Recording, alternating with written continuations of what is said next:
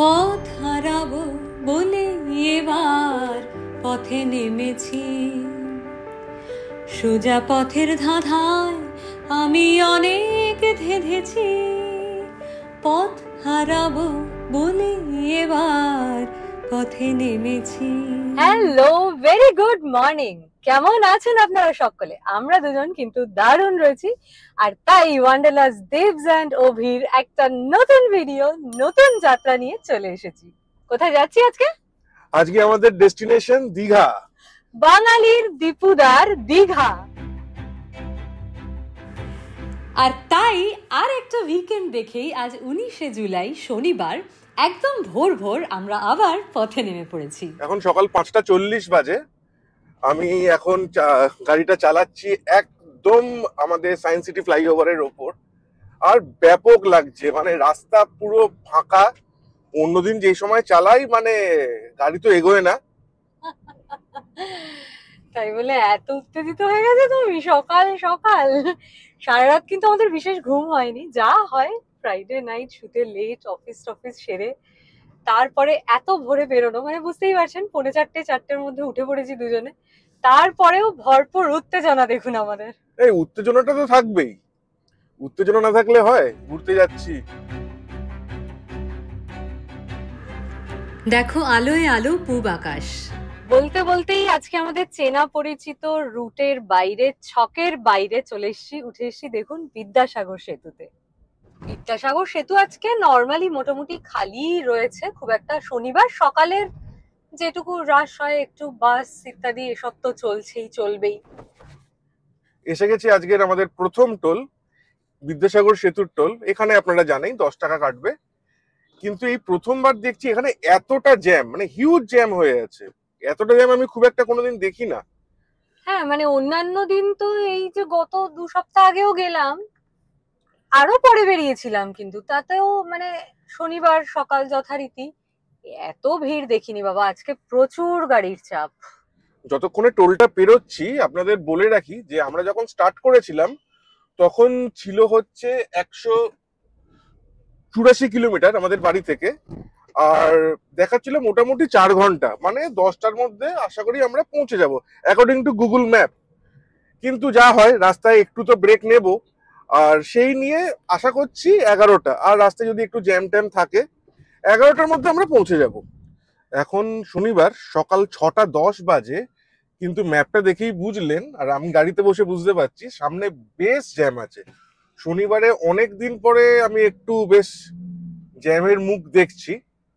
তো আজকে আমাদের রুটটা যেটা হতে যাচ্ছে, আমরা আজকে সোজা মুম্বাই রোড ধরবো। মুম্বাই রোড ধরে আমরা কোলাঘাট হয়ে, তারপর নন্দকুমার, সেখান থেকে কাঁথি হয়ে চাউলখোলা হয়ে আমরা দীঘার দিকে এগোবো আজকে। আর ডিটেলসে আরো বলতে থাকবো যত আমরা রাস্তার দিকে যাব। আচ্ছা, আমরা যে এত বছর বাদে দীঘা যাচ্ছি, বেশ অনেক বছর বাদে কিন্তু আমরা দীঘা যাচ্ছি, বছর আড়াই হবে, 2.5 বছর পর যাচ্ছি। 2.5 বছর মতন বাদে, কিন্তু অনেক দিন বাদে আমরা দীঘা যাচ্ছি। আমরা বছর বছর দীঘা যাওয়া আমাদের হয় না। আমি জানি অনেকেই আপনারা হয়তো যেতে চান, যেতে পছন্দ করেন, ভালোবাসেন। তা আমরা এতদিন বাদে যে যাচ্ছি, মরিন ড্রাইভের রাস্তাটা আমরা নেব না? চলো আজকে নিয়ে দেখা যাক মেরিন ড্রাইভের রাস্তাটা কেমন, নেবো তো? নতুন হয়েছে। নতুন যে হয়েছে আপনারা অনেকেই জানবেন নিশ্চয়ই। দীঘার যে মরিন ড্রাইভের রাস্তাটা, আমরা তো যাইনি, আমাদের জন্য আজকে গেলে প্রথমবার হবে। তবে টাইম বোধহয় কিছু বেশি লাগবে, আধ ঘন্টা মতো বেশি, আমি যতদূর জানি। প্রায় 30 মিনিটস এক্সট্রা লাগবে। তো দেখি আলটিমেটলি রাস্তায় চলতে চলতে কত দূর কি হয় সেই বুঝে রাস্তাটা ধরবো। বাবা, আজকে তো সাঁতরাগাছি ফ্লাইওভার উঠতেই একেবারে দেখুন কি অবস্থা, জাস্ট দাঁড়িয়ে আছে গাড়ি। এত সকাল সকাল বেরিয়েছি বলেই এত জ্যাম হলো নাকি গো? জানি না, এত সকাল সকাল কি, আমরা তো নরমালি হ্যাঁ, এরও আমরা তো অনেক এর আগে চেয়ে বেরোই। অনেক সকাল সকাল বেরিয়েছি। আজকে এত লরির চাপ, মানে সত্যি মাঝে মধ্যে এক একদিন হয় না। সেই। এখনো +3 মিনিটের কনজেশন, তারপরেও অ্যাম্বার। জাস্ট দাঁড়িয়ে আছি, মানে এক একদিন যে রাস্তায় চলতে কি হয়, কি কারণে যে এই জ্যামটা, তার কিন্তু কোনো আতাপাতা নেই। আদৌ হয়তো কিছু দেখবো কিনা, বুঝবো কিনা জানি না। যাই হোক, বলবো আপনাদের, শেয়ার করবো আপনাদের সাথে কি হচ্ছে। আচ্ছা, যা বোঝা গেল এখানে এখন রাস্তার কাজ হচ্ছে আজকে। একটা লেন অ্যাকচুয়ালি পুরো বন্ধ করে রেখেছে, সেই জন্য এই অবস্থা। আশা করি এবারে একটু গাড়িটা গড়াবে। জাস্ট সাঁতরাগাছি ফ্লাইওভারে আমরা উঠছি যথারীতি, গাড়ি কিন্তু নড়ছে না। আর একটা দেখুন, আকাশে কিন্তু বেশ একটা কালো মেঘ করেছে। দেখা যাক কিরকম আজকে ওয়েদার পাই। সব থেকে বড় কথা, দীঘায় গিয়ে কিরকম ওয়েদার পাই। ফাইনালি সাঁতরাগাছি রেল স্টেশন পেরোনোর পরে এবার রাস্তাটা ব্লু দেখাচ্ছে ম্যাপে, আর এবার একটু গাড়িও গড়াচ্ছে। এদিকে তো জানেনই, অ্যাজ ইউজুয়াল আমাদের মেট্রোর কাজ তো চলছেই জোর কদমে, কিন্তু আপাতত রাস্তাটা ক্লিয়ার আছে।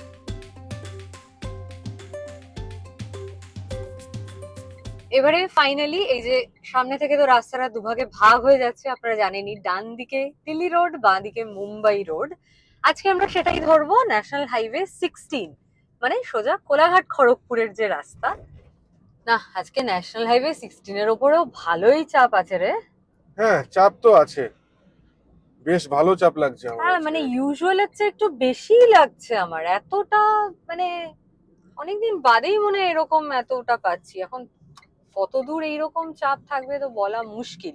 আর এই রুটটাই এমন, মানে দীঘা, মন্দারমণি, তাজপুর, শঙ্করপুর, পুরো এই রুট, কিছু করার নেই। ডান দিক বাঁ দিক যতই যাবে, মানে ইনফ্যাক্ট খড়গপুরের দিকেও যারা যাবে, পুরী, একদমই তাই। বালাসোর, পুরী, কটক, ভুবনেশ্বর, এইটাই রাস্তা। তো চাপ তো বেশ আছে। আমরা এখন যাচ্ছি ধুলাগড়ের ওপর দিয়ে, আর ঠিক 1 কিলোমিটারের মাথায় আসছে Dhulagori toll plaza. Dhulagori toll প্লাজাতেও যথারীতি দেখুন প্রচুর গাড়ির চাপ আছে।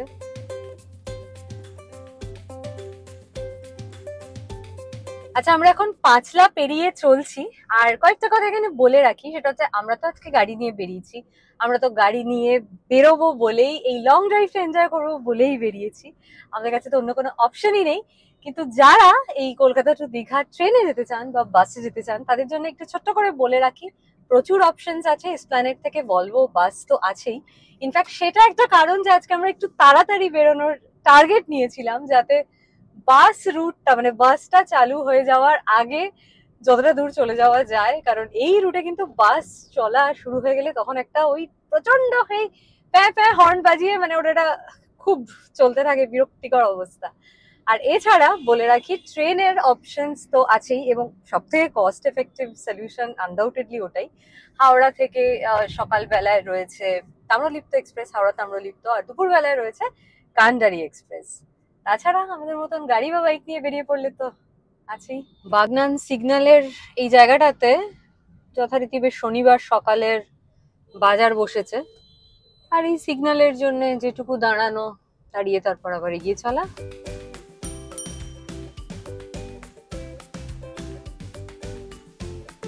সকাল 7টা বাজে এখন, আর আমরা এই উলুবেড়িয়া ক্রস করছি। এই উলুবেড়িয়া ক্রস করার সময়, মানে এবার রাস্তাটা একটু ভদ্রস্থ, ভাল লাগছে চালিয়ে। এতক্ষণ মানে সত্যি মনে হচ্ছিল না হাইওয়ে ড্রাইভ করছি। আর মোটামুটি এখনো পর্যন্ত ড্রাইভ করে নিয়েছি 46 কিলোমিটার, মাইলেজ দিচ্ছে আমার 20-র কাছাকাছি। এসি চালিয়ে নট ব্যাড। হ্যাঁ, এই রাস্তায় এরকমই মাইলেজ দেওয়া উচিত। হ্যাঁ, যেরকম রাস্তা পেলাম আজকে সো ফার, মানে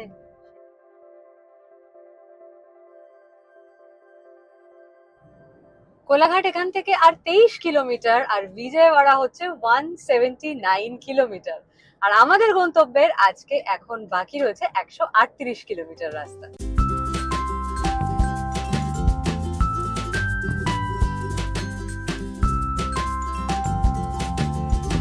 আচ্ছা, এই কলকাতা আর দীঘা এই রাস্তায় বাঙালি প্রচুরবার যায়, তো তাদেরকে যারা ড্রাইভ করে যান আপনারা, আপনাদেরকে তো টিপ দেওয়ার কিছু নেই এই রাস্তায়। কিন্তু যারা প্রথমবার গাড়ি নিয়ে যাব ভাবছেন কলকাতা থেকে দীঘা, মানে নতুন গাড়ি কিনেছেন, প্রথমবার গাড়ি নিয়ে যাবেন, তো তাদের জন্য কলকাতা থেকে স্টার্ট করে আপনার কোলাঘাট, নন্দকুমার অবধি রাস্তা খুব ভালো, কোনো রকম অসুবিধা হবে না। মানে হাইওয়ে, আর হাইওয়ে সবসময় আমি যেটা বলি, হাইওয়েতে একটু সাবধান হয়ে গাড়ি চালাবেন। কলকাতার রাস্তায় কোনো ভয় থাকে না, কিন্তু হাইওয়ে একটু রিস্কি, স্পিডটা মেইনটেইন করে চালাবেন। আর নন্দকুমারের পর থেকে হয়ে যাচ্ছে সিঙ্গেল রোড, মানে একটা রাস্তা মুখোমুখি গাড়ি আসবে, সেখানে কিন্তু একটু দেখে চালানো, এবং চেষ্টা করবেন একটু ভোর ভোর বেরোনো, যাতে বাসগুলোকে অ্যাভয়েড করা যায়। যেটা দীঘা কলকাতার বাস, সেগুলো কিন্তু প্রচন্ড রাফ চালায়। বলতে বলতেই ওই দেখুন এসবিএসটিসির কলকাতা দীঘা বাস আমাদেরকে ওভারটেক করে চলে যাচ্ছে।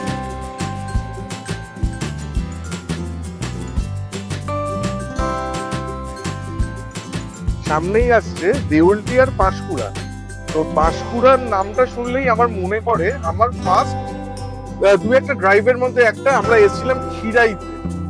সে এক অভিজ্ঞতা, খিরাইয়ের ওই সরু রাস্তায় ড্রাইভ করা, মানে সত্যি মাথার ঘাম পায়ে ফেলে ড্রাইভ করতে হয়েছিল। বাহ, এখানকার রাস্তাটা কি সুন্দর লাগছে না, দুদিকে সবুজ একদম। হ্যাঁ, এটা বর্ষাকাল না, বর্ষাকালে সবসময় একটু সবুজের ছোঁয়াটা বেশি লাগে, সবুজ কালারটা বেশি চোখে লাগে। আরো বেশ ঘন সত্যি সুন্দর লাগছে। মানে রাস্তার এই যে দুটো রাস্তার মাঝখানে যে ডিভাইডারটা, এখানে একটু গাছপালা থাকলে কত ভালো লাগে, চোখের আরাম একটা। রূপনারায়ণ নর্থ পেরিয়ে এবার আমরা চলছি, দারুণ লাগছে কিন্তু দেখতে। আকাশে একটু কালো মেঘ।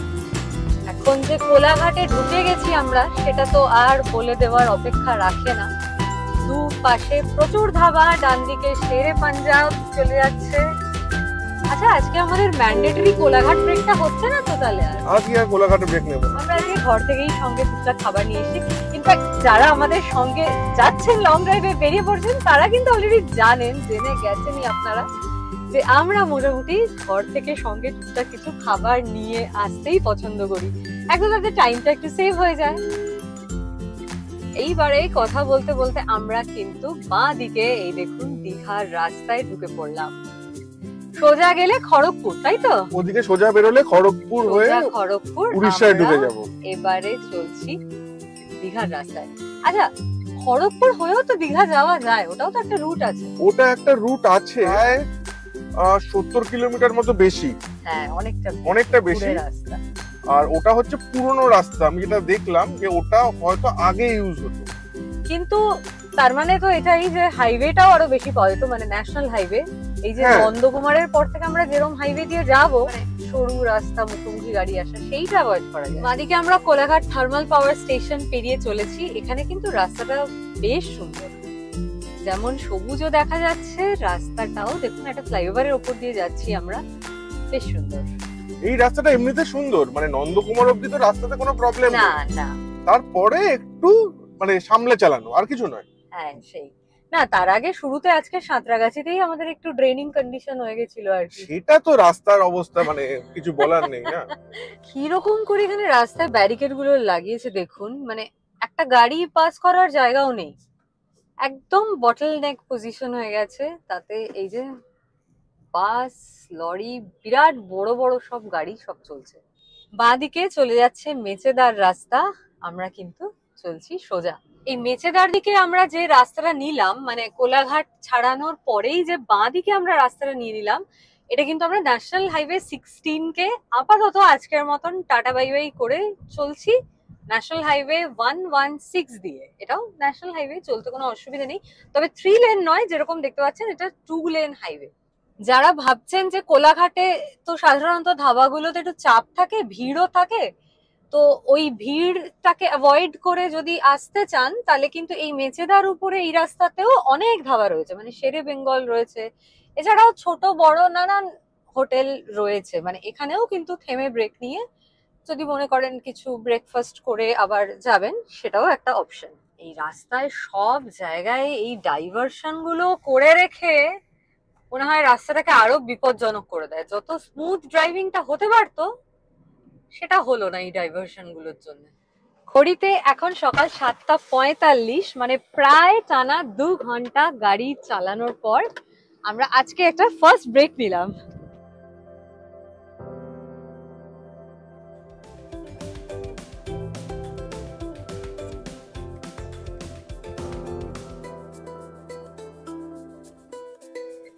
চলুন, আমাদের আলুর পরোটা আর রায়তা দিয়ে ব্রেকফাস্ট হয়ে গেল। একটা ছোট্ট ওয়াশরুম ব্রেকও নেওয়া হয়ে গেল। সামনেই একটা এইচপির পরিষ্কার ওয়াশরুম রয়েছে, সিট বেল্টটাও লাগিয়ে নিলাম, আপনারাও লাগাবেন। চলুন, একটা হাফ অ্যান আওয়ারের ব্রেক নিয়ে আমরা আবার চলতে শুরু করলাম। আর এদিকে এবার অবস্থা দেখুন, গাড়ি এগোচ্ছে না, আর অলরেডি কিন্তু ম্যাপের ফোরকাস্ট অনুযায়ী আমাদের পৌঁছানোর টাইম হয়ে গেছে 10:55 AM। এই সেই সেম জিনিস। সেম জিনিস, জাস্ট বিকজ অফ দিস ব্যারিকেডস। মানে হাফ অ্যান আওয়ারের একটা ব্রেক নিলাম আর আমাদের টোটাল ট্রাভেল ডিউরেশন বেড়ে গেল 1 hour। মানে ভাবুন রোড কন্ডিশন এই হাফ অ্যান আওয়ারে কতটা চেঞ্জ হয়ে গেল। দেখা যাক আমাদের আছে মারিন ড্রাইভ গিয়ে যাওয়ার সময় হয় কিনা, তাই না? না হওয়ার কিছু নেই। না হওয়ার কিছু নেই তো, না না, উইল স্টিল ট্রাই। আমি যেটুকু শুনেছি মেরিন ড্রাইভের রাস্তাটা সুন্দর, খুব রাস্তাটা খুব সুন্দর, একটু সরু, সেটা একটু দেখে হ্যাঁ। চলে এসেছি আজকের দিনের তৃতীয় টোল প্লাজাতে। এইটা হচ্ছে সোনাপেটিয়া টোল প্লাজা।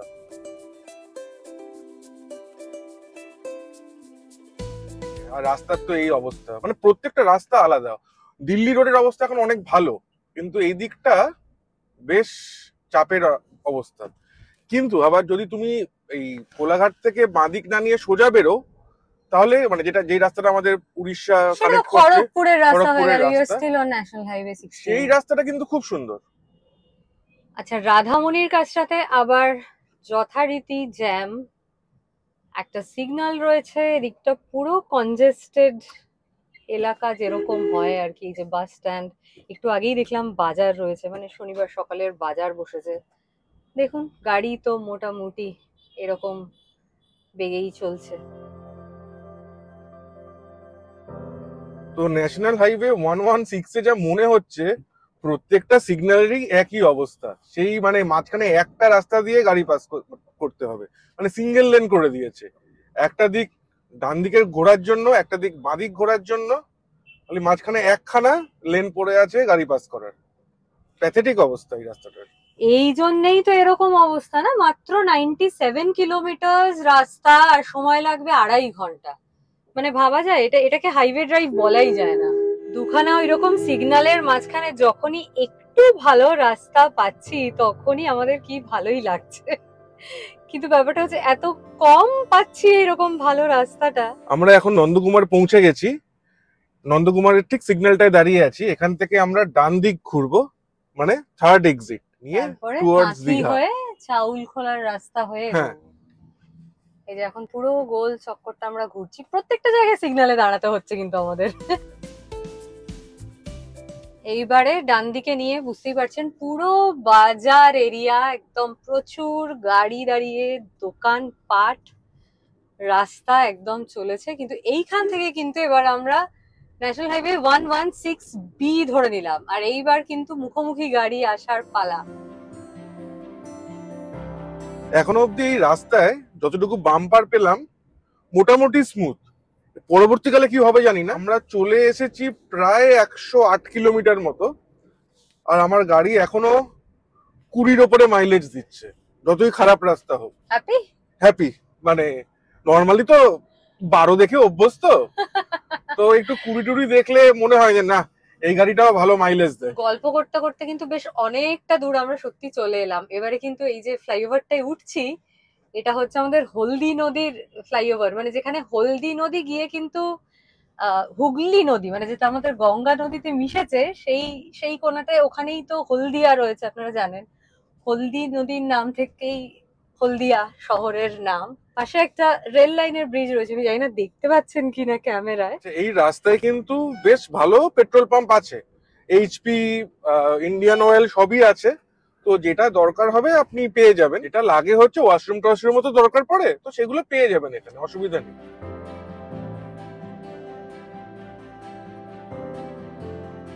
এই যে এখন মগরাজপুর ফ্লাইওভারের ওপর দিয়ে চলছি, রাস্তাটা কিন্তু এই জায়গাটা বেশ সুন্দর, মানে ফ্লাইওভার থেকে দুদিকটা দেখতেও বেমন সুন্দর লাগছে, বেশ সবুজ।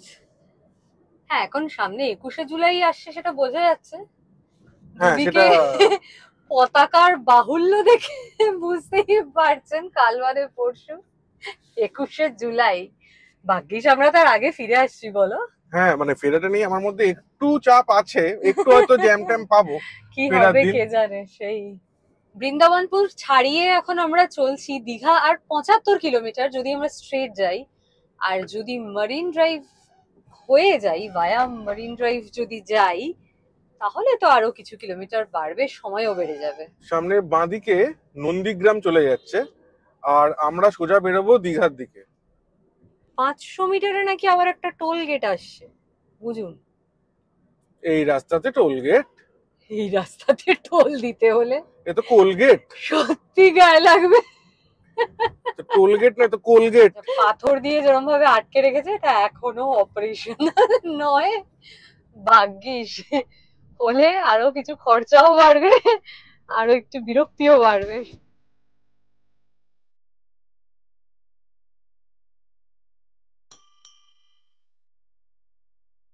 এই রাস্তাটার ওপরেও কিন্তু বেশ পরপর ফ্লাইওভার হয়েছে গো, তাই না?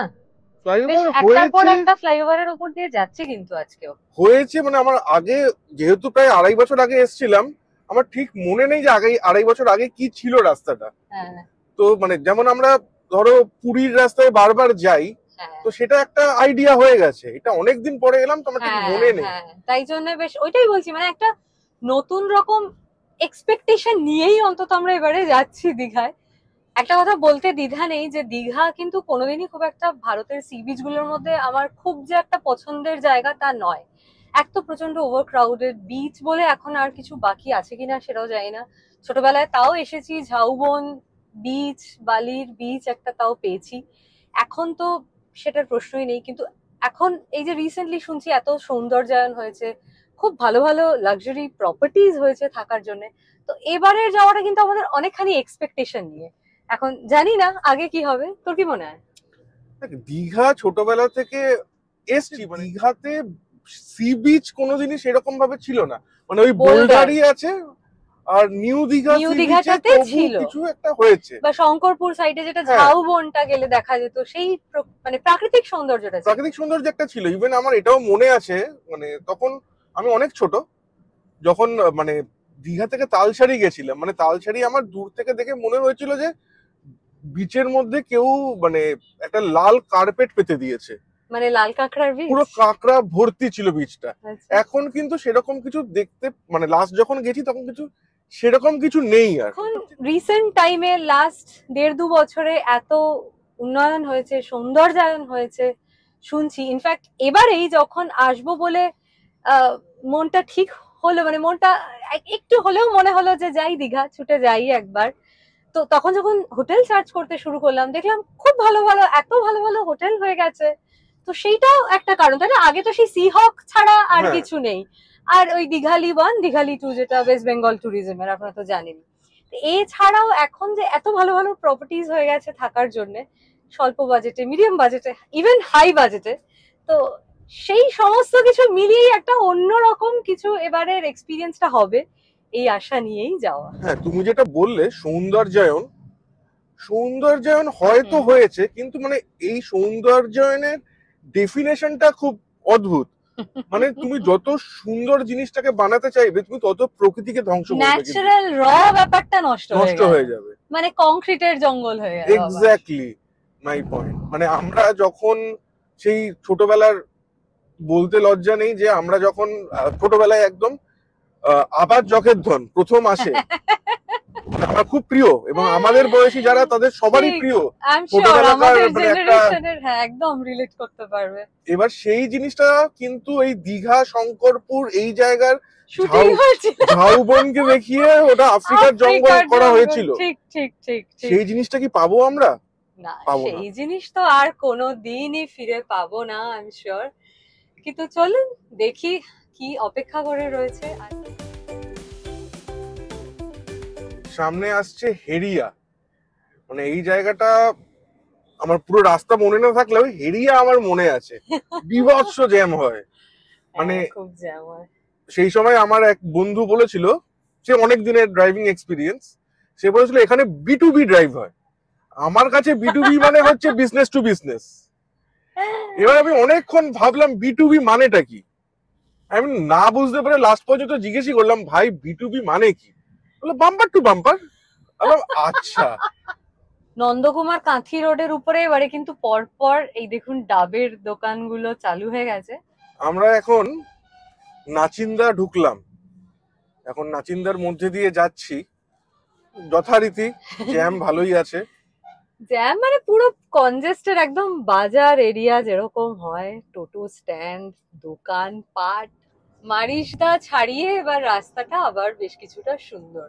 তবে এখানে কিন্তু ভীষণ বিপজ্জনক ভাবে গাড়িগুলো, বিশেষ করে বড় বাসগুলো ওভারটেক করছে। মানে অ্যাট টাইমস আমাদেরকে পুরো রাস্তায় থেকে মানে চাকা নামিয়ে একদম দাঁড়িয়ে যেতে হচ্ছে। তো এইটা একটু খুব সাবধানে, বিশেষত যাদের মানে যারা নতুন যদি গাড়ি চালাচ্ছেন আপনারা, তাদের জন্য বলবো খুব খুব সাবধানে ড্রাইভ করা। আমরা এসে গেছি কাঁথির মোড়ে, কন্টাই মোড়। এখান থেকে আমরা যাব ডান দিকে, আর বাঁদিকে গেলে ঢুকে যাচ্ছি আমরা কাঁথি শহরের মধ্যে। আর আমরা চাউলখোলার রাস্তা, মানে যেটা এবার আমাদের মন্দারমণি, তাজপুরের, দীঘার রাস্তা, এই যে সামনের মোড়টা, যথারীতি একটু সিগন্যালে দাঁড়িয়েছিলাম। তো এখন বাজে হচ্ছে 10:15 আর 25 কিলোমিটার দেখাচ্ছে এখান থেকে।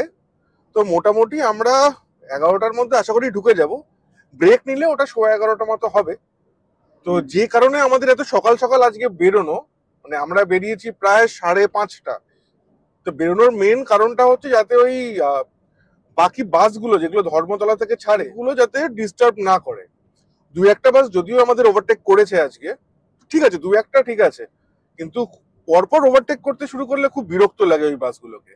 তো সেটা মোটামুটি সফল হয়েছে বলে মনে হচ্ছে। আমরা চলে এসেছি এখন চাউলখোলা মোড়। চাউলখোলা মোড় থেকে আমরা এবার দীঘার দিকে এগোচ্ছি।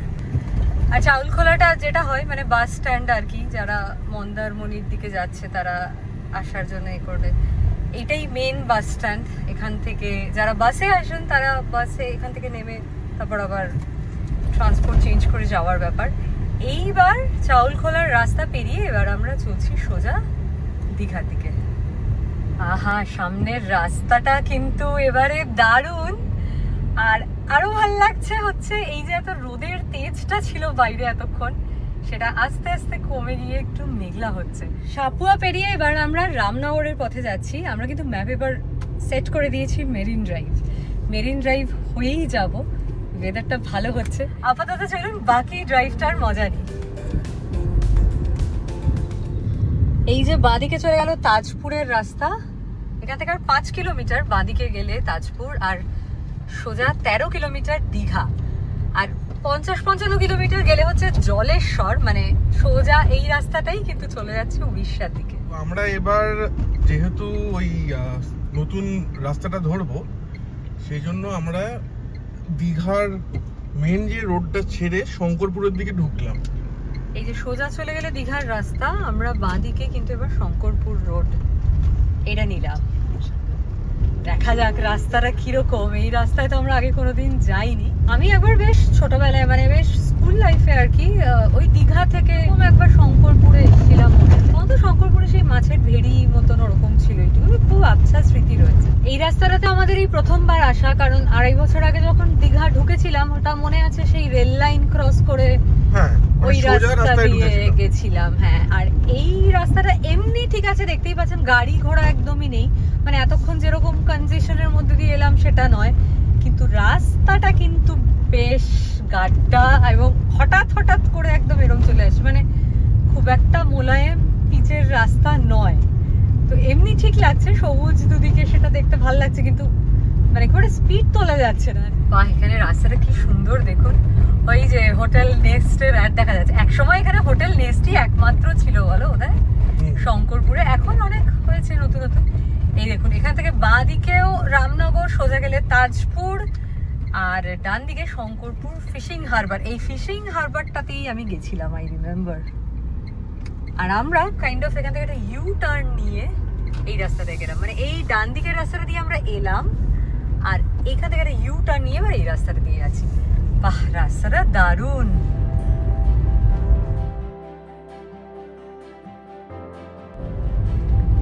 এখানে একটা নতুন ব্রিজও হয়েছে, নাইকেলি ব্রিজের উপর দিয়ে যাচ্ছি, দারুণ। উদয়পুর বিচ এখান থেকে 11 কিলোমিটার, দীঘা 6 কিলোমিটার। বলো তোমার ড্রাইভটা কিরকম লাগছে এই রাস্তাটায়? ড্রাইভটা বেশ ভালো লাগছে, কিন্তু আমি একটা জায়গায় একটু চিন্তিত, সেটা হচ্ছে যে এখানে জায়গায় জায়গায় 30-35 কিলোমিটার লেখা আছে, মানে স্পিড লিমিট। হ্যাঁ, আর আমি যাচ্ছি 40-45 এর উপরে। এটাই বোঝার চেষ্টা করছি, কিন্তু বাকি গাড়ি তো কেউ মানছে না। তবে ডানদিক বাদিকে জলের ভেড়িগুলো দারুণ লাগছে কিন্তু দেখতে, তাই না? ভালো লাগছে বেশ। যেখান থেকে আমরা ইউ টার্নটা নিলাম, ইউ টার্নটা নিয়ে আমরা কানেক্ট করলাম হচ্ছে দীঘা শঙ্করপুর লিংক রোডকে। এখনো অব্দি সমুদ্রের কাছে কিন্তু আমরা আসিনি, মানে সমুদ্র খুব কাছাকাছি আছে সেটা বুঝতে পারছি, বাঁ দিকেই বা সামনে, আর একটু দূর গেলেই হয়তো চোখে পড়ে যাবে সমুদ্র। কিন্তু এই যে রাস্তাটা কিন্তু দারুণ করেছে, মানে এই লাস্ট স্ট্রেচের ড্রাইভটা কিন্তু দারুণ লাগলো, মানে যেটার জন্য একটু ঘুরে হলেও আমরা এই রাস্তাটা দিয়ে এলাম, অ্যাভেল করলাম, দারুণ লাগছে দেখুন।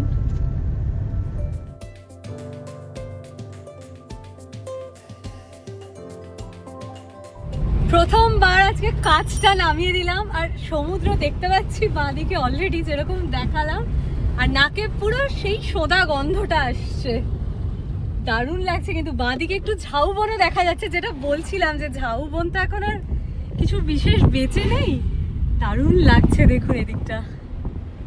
এই লিংক রোডটার নাম দেওয়া হয়েছে সৈকত সুন্দরী রোড, আর এখানে একটা বার্ড ভিউ পয়েন্টও আছে। জায়গাটা মোটের ওপর ভালো, কিন্তু একটা ছোট্ট পয়েন্ট আছে, সেটা হচ্ছে যে একটু মাছের গন্ধ।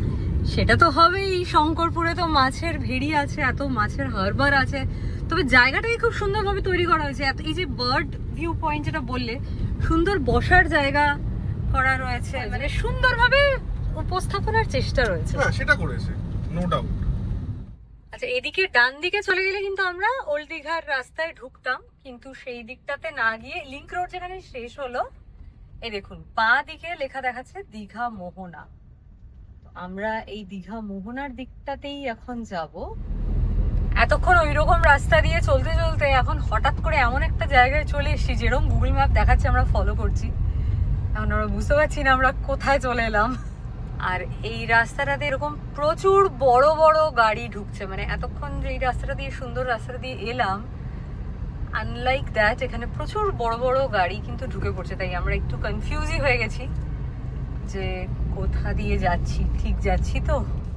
ফেরির জায়গাটা থেকে অনেক কষ্টে বেরিয়ে, কষ্ট আমার নয়, কষ্ট গাড়িটার, গাড়িটায় কোনো ঠোকাঠুকি না লাগিয়ে বার করেছি, সেটা আমার কৃতিত্ব। একদম একদম। তো বেরিয়ে এই এখন মেরিন ড্রাইভের উপর দিয়ে যাচ্ছি। জানি না এই মেরিন ড্রাইভটাতে পৌঁছানোর অন্য কোনো রাস্তা ছিল কিনা, নাকি আমরা ভুল করেই পুরো ভেড়ি, বরফের কল, বড় বড় গাড়ি, তার মধ্যে দিয়ে এসে আর ওখানে ঢুকে গেছি। যেহেতু এবার বলছে যে দীঘা মোহনায় যাওয়ার জন্য 10 টাকা পার্কিং দিতে হবে। ফাইনালি আমরা ওনাদের বললাম যে আমাদের দীঘা মোহনায় যাওয়ার কোনো উদ্দেশ্য নেই। আমাদের বলছে কেন আপনারা 5 কিলোমিটার ঘুরে তাহলে এই রাস্তাটা দিয়ে এলেন? আমরা মেরিন ড্রাইভ রোডটা নিতে চাই, সেই জন্যই আমরা এই রাস্তায় চলে এসেছি। ম্যাপ যেরকম দেখিয়েছে সেই দেখিয়ে চলে এসেছি। যাই হোক, আর 10 টাকা পার্কিং নেয়নি, অভিক দিতে চাইছিল যদিও। যাই হোক, ফাইনালি আমরা মেরিন ড্রাইভের রাস্তাটাতে এসেছি।